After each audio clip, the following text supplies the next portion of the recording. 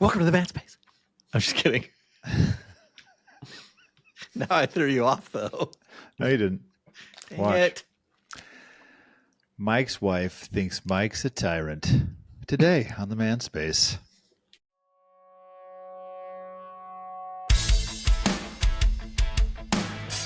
Welcome to the Manspace podcast. We're your hosts, Doctors Matt Brown and Rob Porter, and clinical therapist Mike Porter.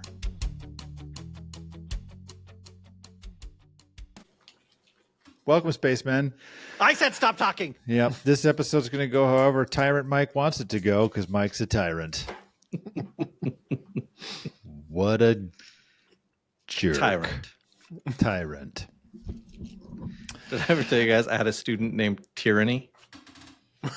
Oh, yeah? Yeah. And I said, And, you know and what that his brother, means, right? Totalitarian. I was like, you know what that means, right? And she goes, yeah, it means powerful and strong. And I was like, Yeah. To the tyrannical leader. I was like, sure, we'll go with that.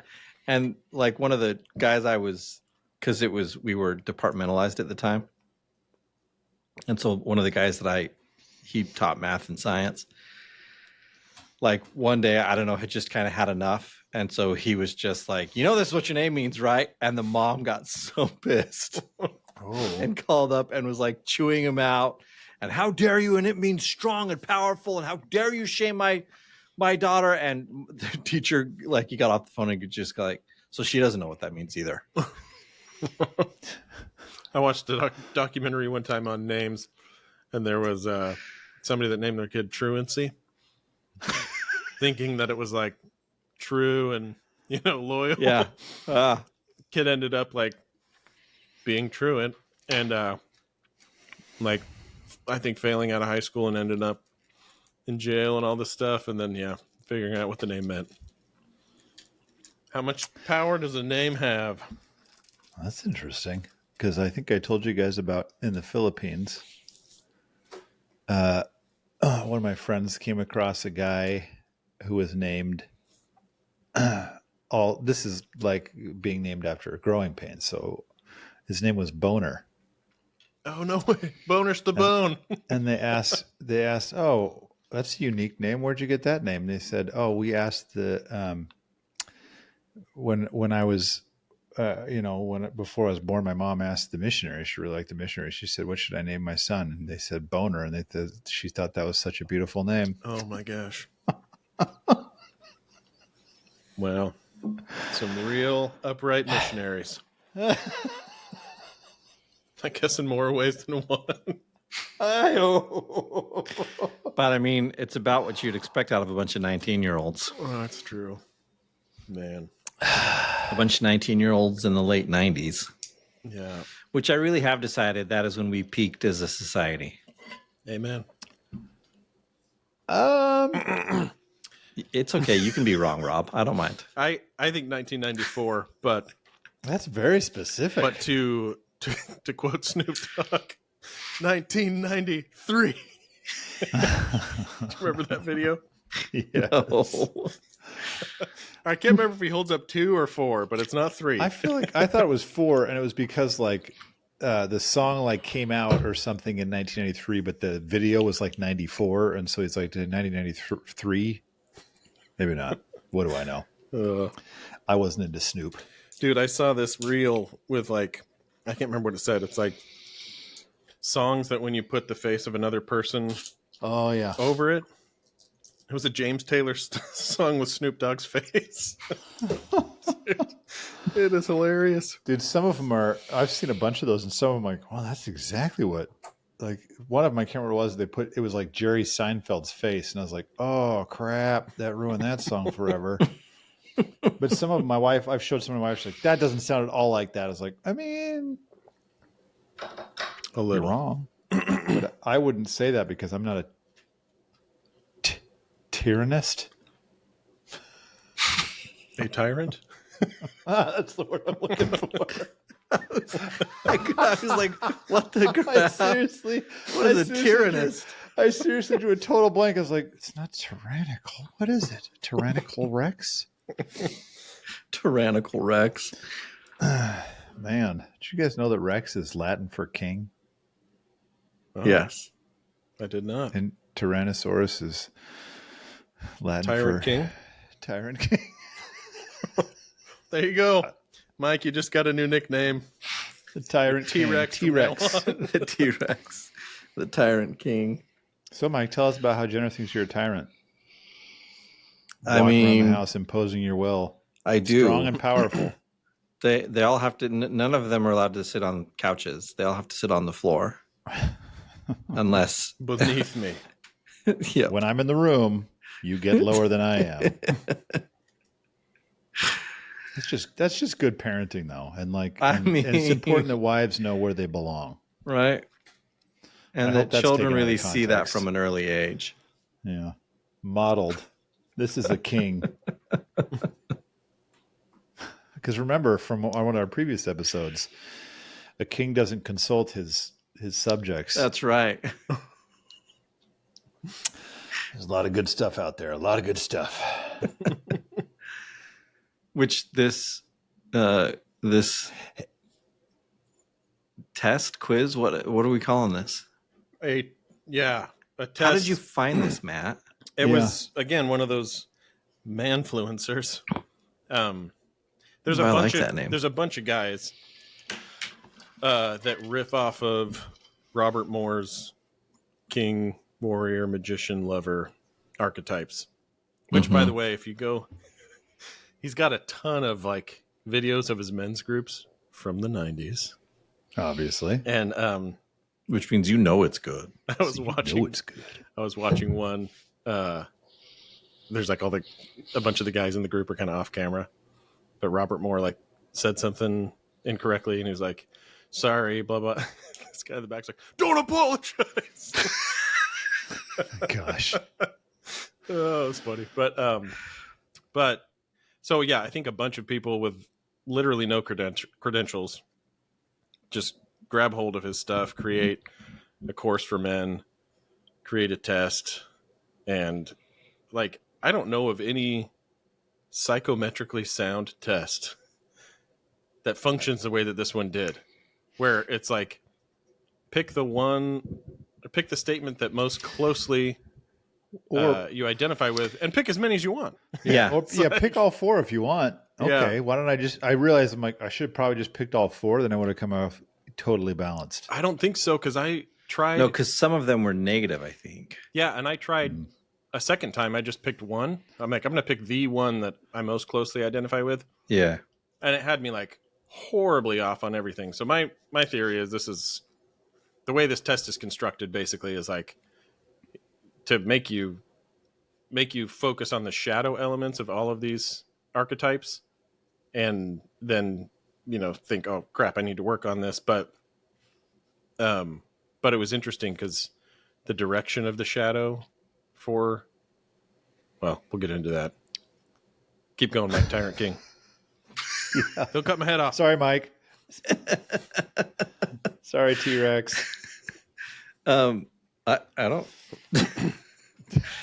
Well, so like when I took it, as I was sitting there taking it, like one, it was the same thing. There were some that I thought I don't know, and like there was one I think that said something about like being decisive, and I started laughing because I thought no one has ever described me as decisive. Like I don't think ever. Where I will like once I like as Jenner put it to I think it was my mom when we were very early married. My mom was saying something and Jenner goes, "No, when he's ready, he'll just do it."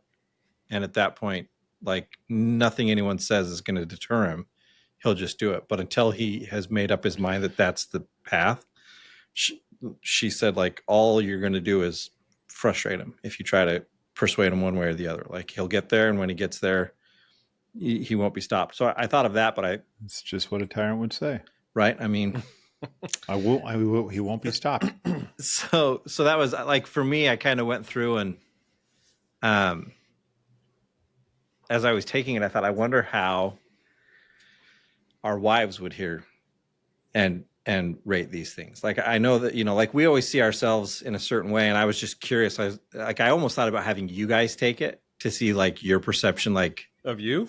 yeah, like for each of us to take it for the other people to kind of see like this is what I think, but that felt really complicated, and so I settled on wives. That felt easier, but yeah, Jenner did not like the results that came up for me. So apparently, I'm a tyrant. We've been meaning to talk to you about it, and now seems like a good place. It's funny because I forgot to. Well, I didn't forget. Becky's got a bunch of crap going on, so You opted not to. well, I didn't want to deal with her tyrannical rule. She would just lay the hammer down so hard. Here's the just so that listeners know. I don't remember what's the website, Matt, that we went to for this. Masculinetest.com. Which, Not by to be the way, confused with I'm masculine still getting, testes. I'm still getting emails from them, Oh, which is awesome. yeah. Oh, dude, come on, man. Need to No wonder. unsubscribe. No wonder you're so low on your warrior scale. Yeah, I know. So the four it is a terrible test. Oh, And it's I horrible. actually kind of assume what you did, Matt, that it's like it gets you to want to focus on certain, like look at where you're bad in these areas and how we can help buy you. my course. Yeah. yeah. Just like if I go into a low T center and get my testosterone tested, I feel like they're going to say, yeah, you're low. Huh. Weird. Maybe I should have some testosterone. Do you guys happen to have any? Well, since you're here. As a matter of fact. So the four categories: king, warrior, magician, lover. I will say this. Well, my scores were you want 50% basically is the ideal score. Yeah, they did give a range. Yeah, there is a range, but like basically the range would seem to be basically nice and centered, right?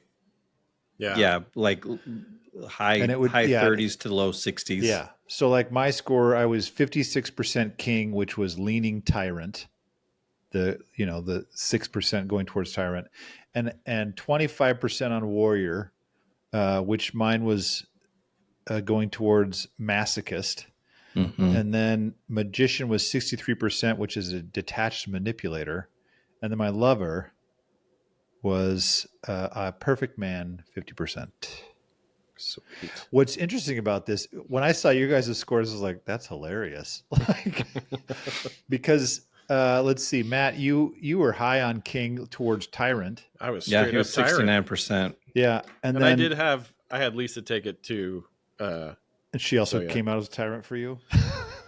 Yeah, she was leaning. Let me see.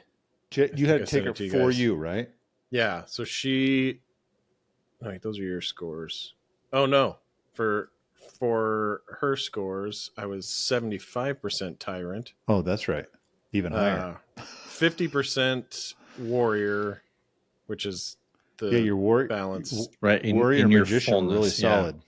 and the magician 56, and then lover 63. But my scores, dude, were 69% king, 19% warrior, Yeah. 69% magician, which is the detached manipulator, and 94% That's my lover. favorite one. The addicted 90 lover, which basically means, let me just read you real fast. I love this.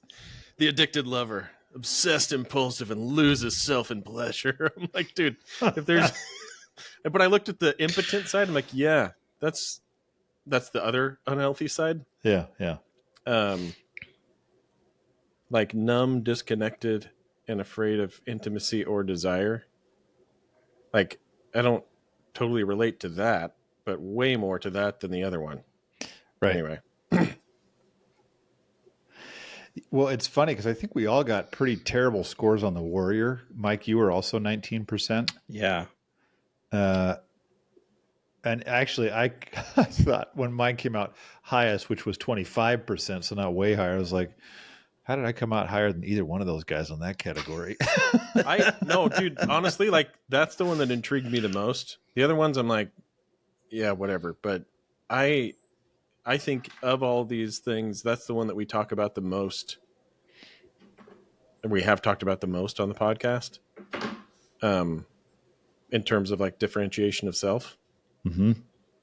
And yeah, I'm like, dude, that's the one that has required by far the most maturing for me. And I think for you, Rob, like when I hear you say like I'm not doing that, or Yeah. I don't really want, why would I do that instead of enjoying this, you know? And like, yeah, I would probably put you like really balanced in Warrior, and Mike, you and me like riding his coattails Mm-hmm.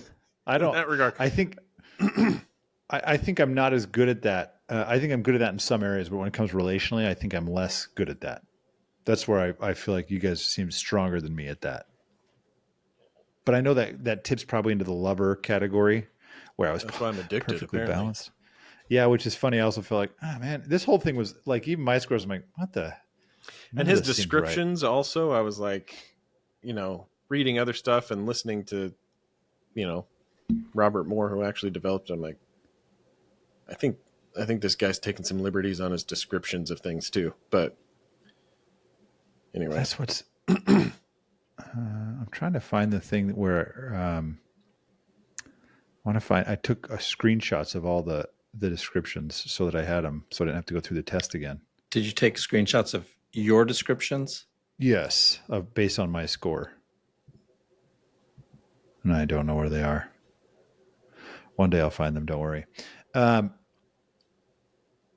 Here's what's like Matt, when you said it, I thought, oh, this reminds me of like, I have clients sometimes for like, you know, and so I got a 4 on the Enneagram. I'm like, and we did that, you know, the Enneagram a long time ago, and all these things. I'm like, yeah, there can be some interesting, like, huh, who knew, you know, like, or yeah, that I can resonate with that thing.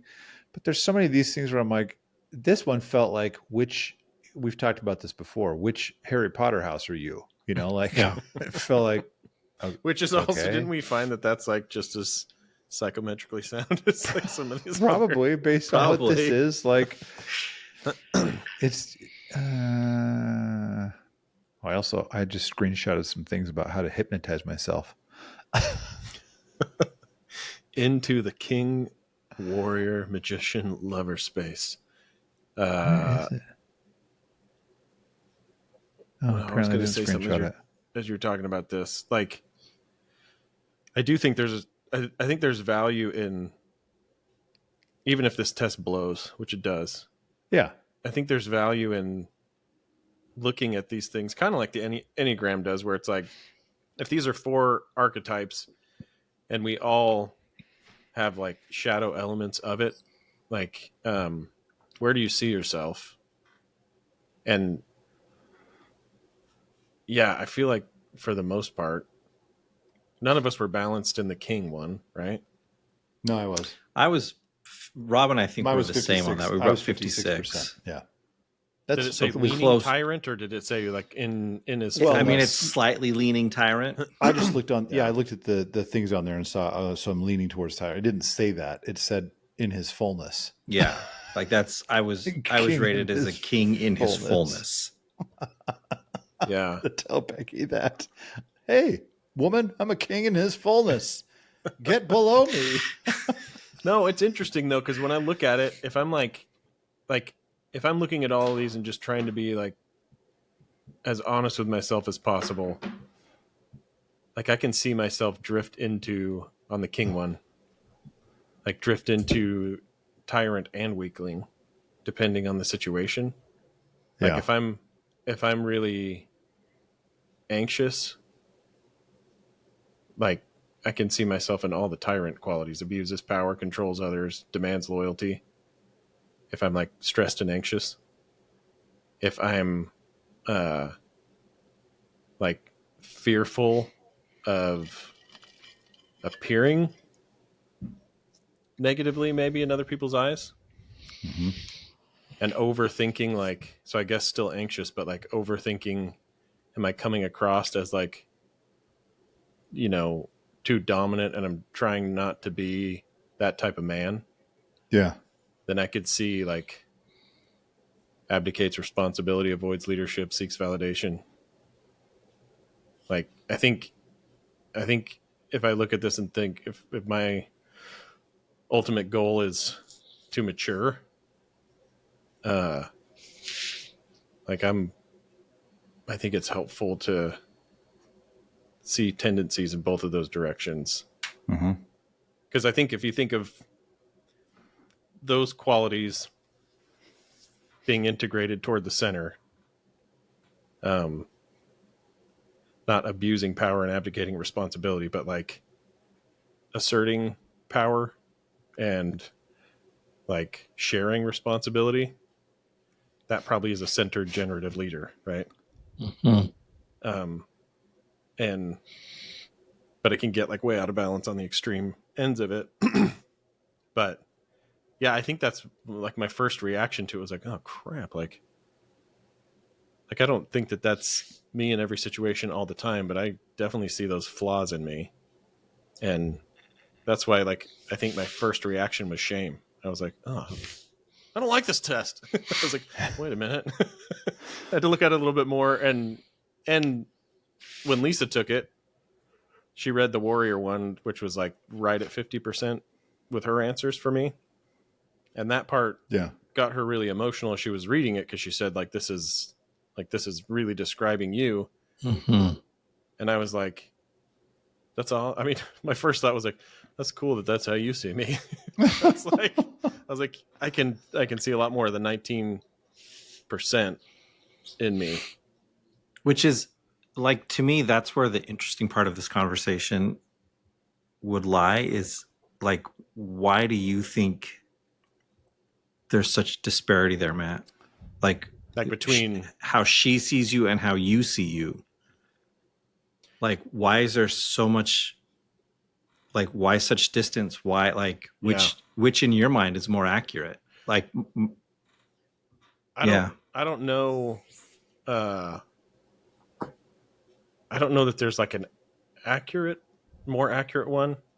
I think that maybe she's always been and is the type of person that like sees the best in people and is always kind of like quick to consider like, well, maybe this is going on, right?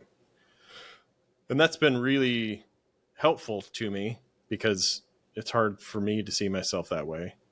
But more recently, like, I think I've gotten maybe lazy with that in some ways, if that makes sense. Like,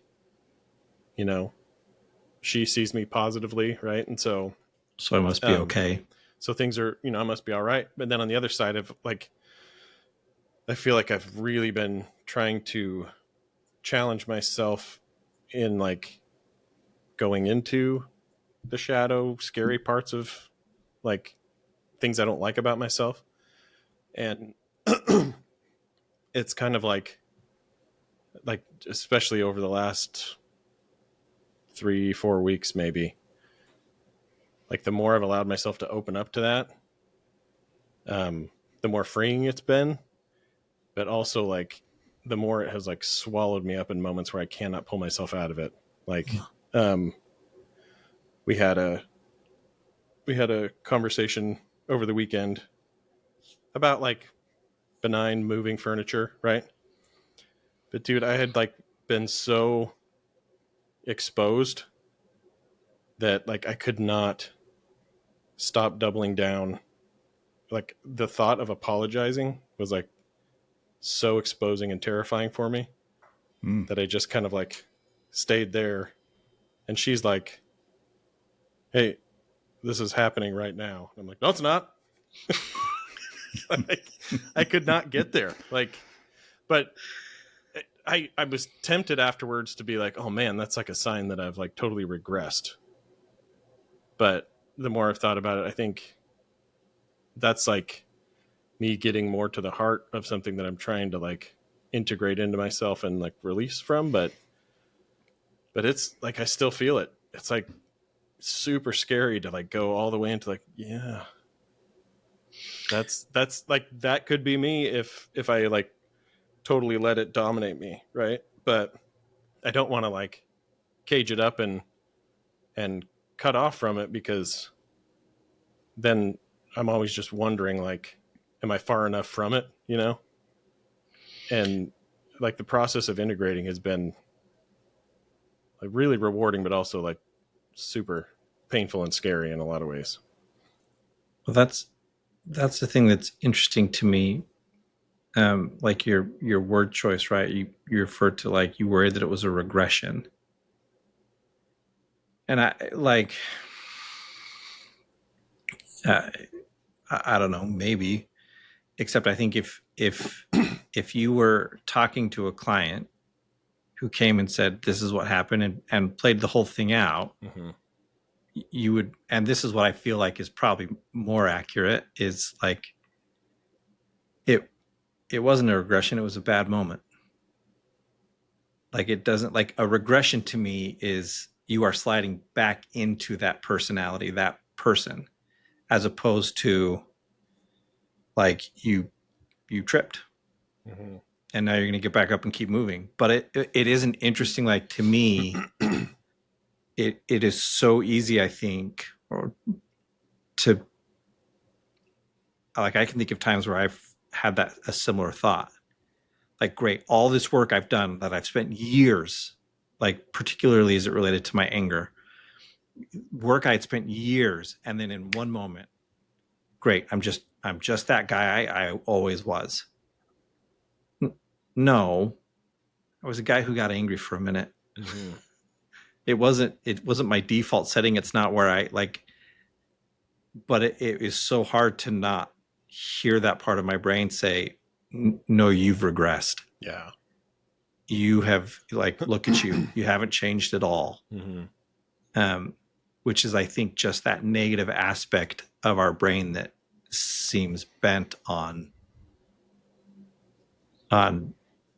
stifling us, Yeah.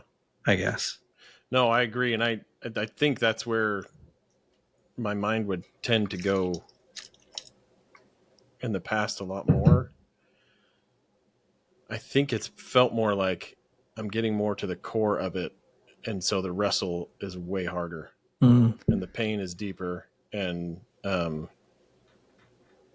this could be a moment where I just give up and kind of go back to like, well, I'll just leave that in the shadows. Right. But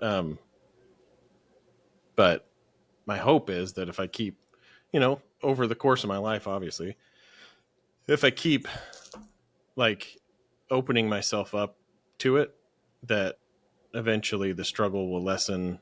And I think in some ways I'll become something new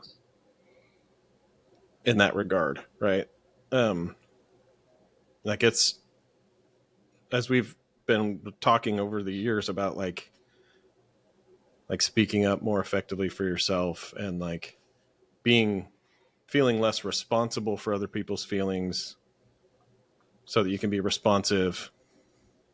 I think sometimes it's hard to articulate the like key points in the journey that feel so foreign to who you are that it feels like you're doing the wrong thing.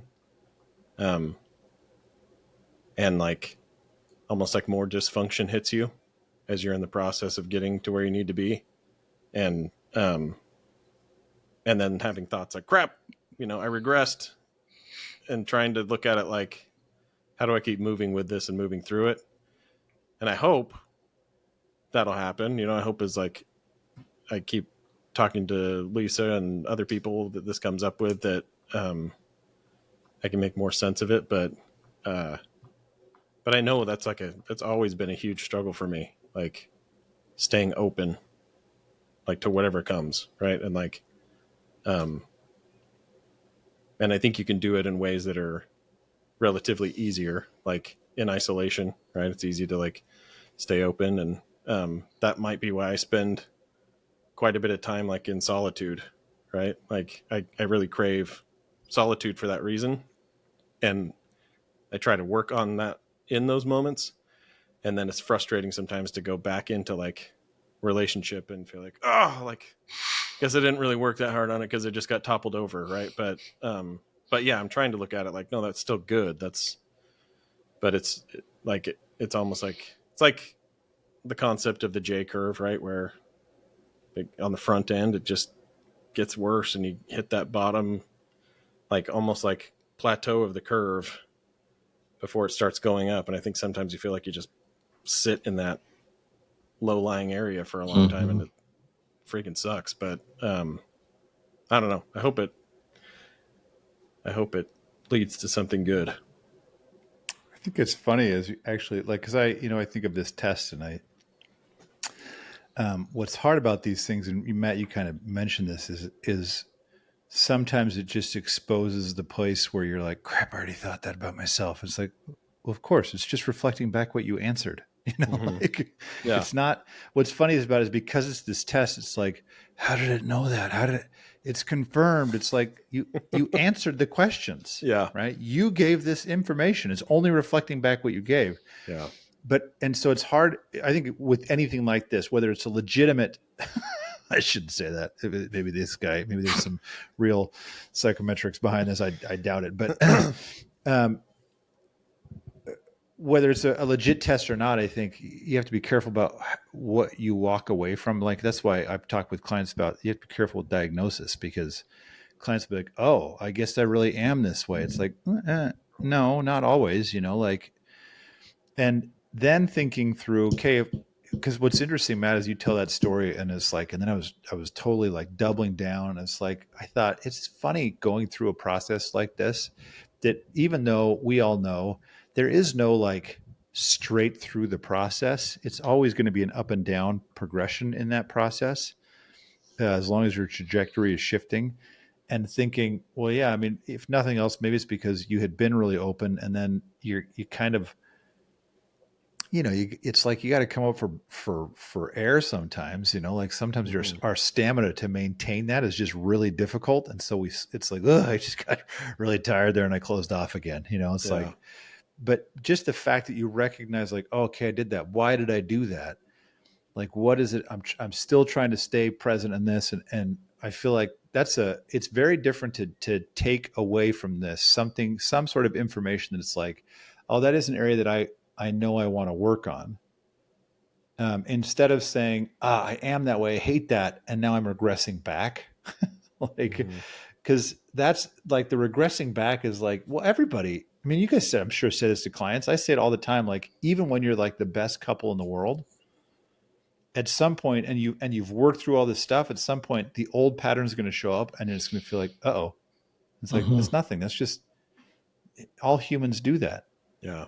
The fact that the pattern is showing up is a big deal. The fact that it's like, oh man, I'm still really working on this. Because it's also, there's this weird implication that's like, you could work enough that you'll reach a point where you never have any fear of being open and vulnerable. And nothing will ever challenge you. You'll never want to close down. I think that's not possible. I don't think it is. I think the fact that you'd be open to coming back and saying, I closed down there, I didn't mean to do that. That's part of what being open, like, to me, would mean. Yeah. So it's this idea of like, this is information to say, okay, how do I look at this in the bigger picture of where I'm trying to go and what I'm already working on? Because the warrior thing, I seriously felt like, Matt, your score, I was like, what?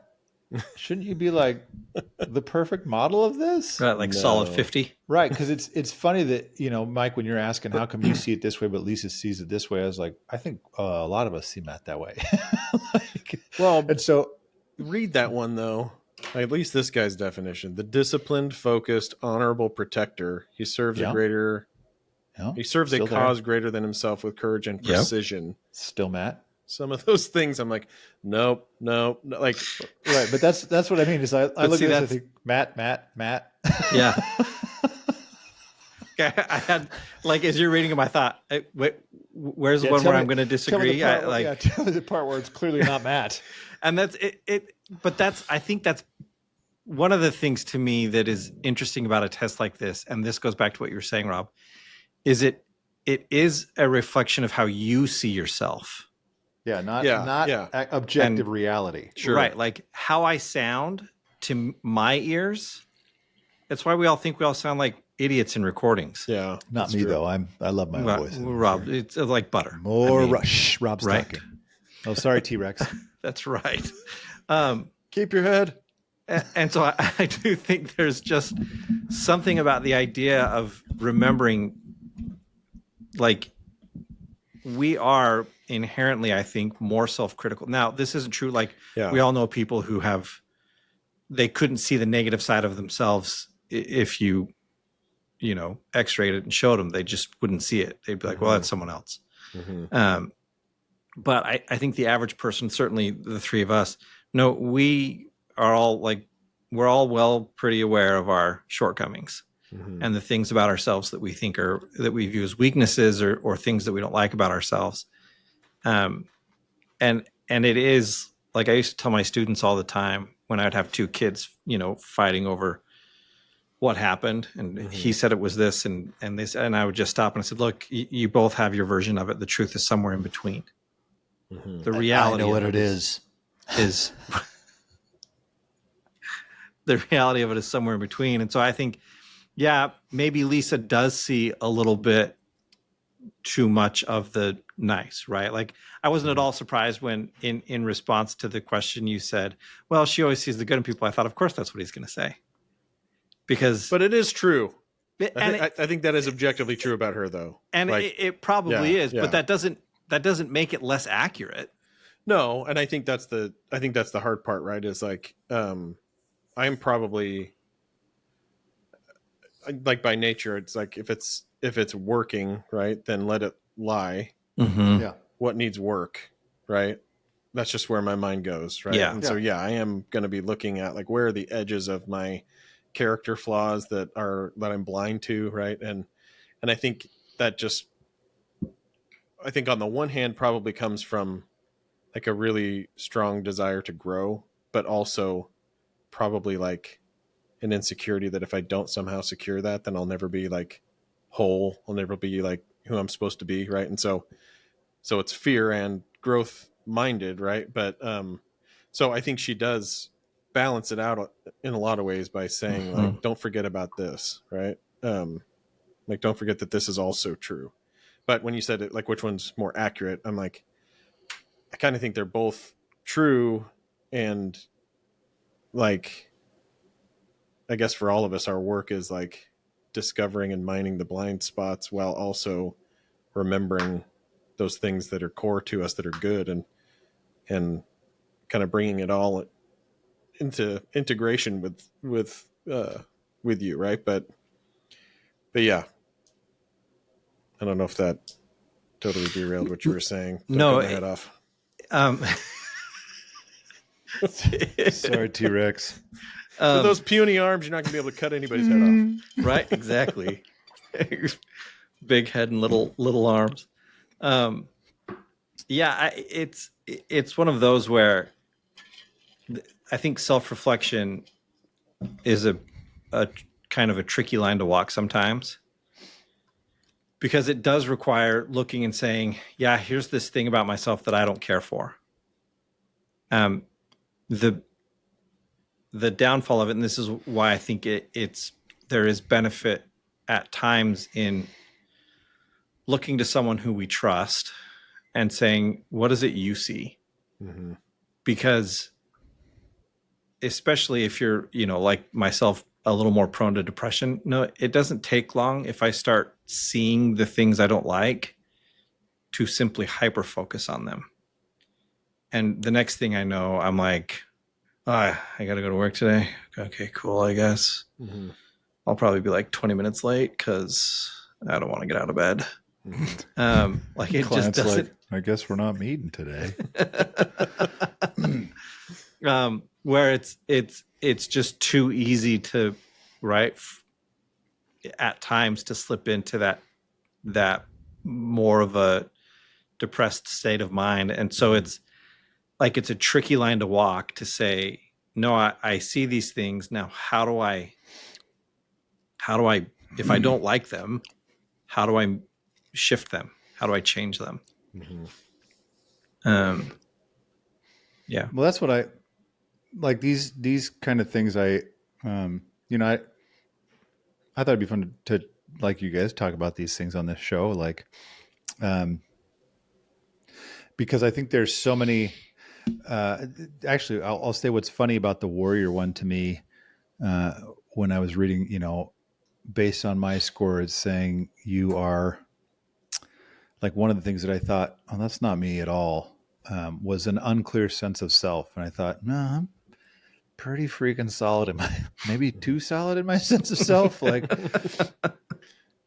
but these kinds of things, it's like, I think I really think it's cool to look at these and think, okay, sometimes I think what's valuable is that it helps somebody like articulate like, oh, that is something I'm trying to work on. I wouldn't have phrased it that way, but I'm not being assertive enough or whatever it is. I think it's dangerous when it's always like, well, like that there is a baseline that we should all be meeting. It's kind of funny because I actually thought, I wonder how often in this test everybody scores low on the warrior category, because it said, I think it was either this one or the other one that mentioned that the warrior has been lost over the last, like the warrior in general, that has been lost in the last, 50 years or whatever it is. And so it's not encouraged at all in men anymore. That's the one that we all scored the lowest on. Yeah. Mm-hmm. And so I thought, does everyone score low on that right now? Like, yeah. And also it's kind of funny. It's like, well, would we have to just work to redefine that? But I do think it's interesting because some of these, the one that was like the magician, I don't think I read too much on that one, but I remember thinking manipulator. I was like, no, I don't think I've ever been a detached manipulator. Like excessive criticism, perfectionism, that is not me in the slightest. Using your knowledge as a weapon, only as a way of making myself sound cool. One of us has been to one of us has a PhD. But I think it's valuable in terms of the kinds of things.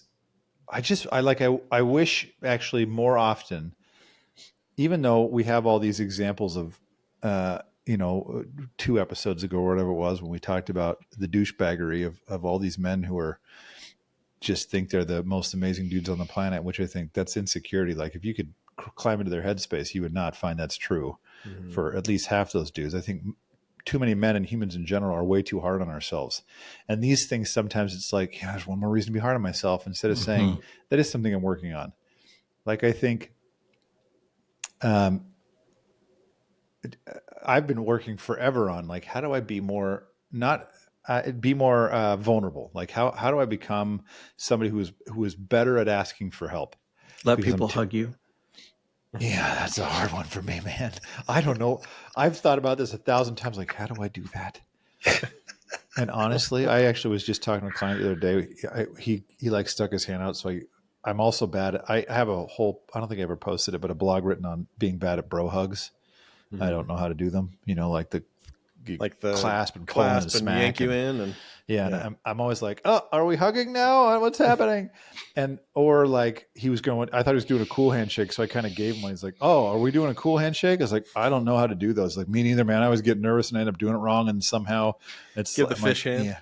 Yeah, it's like, oh, were we not fish handing it? But I don't even know where I'm going anymore, except to say I think these are valuable to look and say, okay, there are some things I want to work on about myself, but that doesn't mean, because to really be self-aware, if you're truly self-aware, you'd have to be able to say, these are things I'm good at. And so I can say I have a strong sense of self, but yes, there are times when I can say I am passive aggressive, and I don't like that I do that. And I know why I do that. I'm going to work on it, Yeah. Well, and I think there's, like, it's funny when you talk about being able to recognize what you're good at. I'll often clarify with clients that when I say that, like I'll tell them often, like, hey, I want you to, the next time you come, I want you to tell me 3 things you're good at. And they're like, okay. And I said, but you can't add any qualifiers. And they're like, like, I don't want to hear, well, I mean, like, I'm funny, but I'm not as funny as Rob. Like, well, okay, then you're not, like, that's all humans. You're not really confident in that thing, right? Because you have to clarify, like, you can't just own it. And so I think there is something to being able to say, yeah, I'm a good teacher. Not, I mean, I struggle with this or that. No, I'm good. Like, sure. Of course, there's things we struggle with. There's always going to be things we struggle with. But can I look and just say, yeah, I'm good at that? And then like as often just kind of removing judgments from how we see ourselves. It's not like, yeah, I struggle with this. That's not a bad thing. It just means something I struggle with. Mm-hmm. What am I going to do about it now? So I guess the challenge would be, here's what I want to have happen. Spaceman, I need you to go to masculinetest.com and I want you to take this test. And then I want you to send us your scores if you're so willing. I want to know, like, I want to see how many, especially the warrior one and the magician one too. I'm like, I want to see how these scores come out because that's where the three of us really tanked. Well, that's not true. Matt's addicted lover thing. I was like, whoa, dude. Yeah, you were like 90 something, right? 94%. But I feel like I would really be curious. I would say that this overall was not a helpful test to me. Yeah. But it did help me see some things again where it's like, no, that is something I'm already working on. I don't think, for me, sometimes it's like, I don't need to boil it into these categories to know that that's something I'm working on. It's something I want. And so for Spaceman, I think we'll go fill it out. And I don't know if you're willing. How do we, isn't there a thing like send us a text? Yeah, do that. Usually on the There's on the that podcast. on there. There's They could put it in the comments if they're watching on YouTube. Yeah, That's true. We've got the Gmail account too if people want to send it there. Is the Gmail account just Manspace Therapy at Gmail? at Gmail. Look at us. I don't know we had that. We won't expose you. Expose yourselves, spacemen. Take that as your message for the day. And then come back next time and catch us on the Manspace. I'm gonna have a little and turn it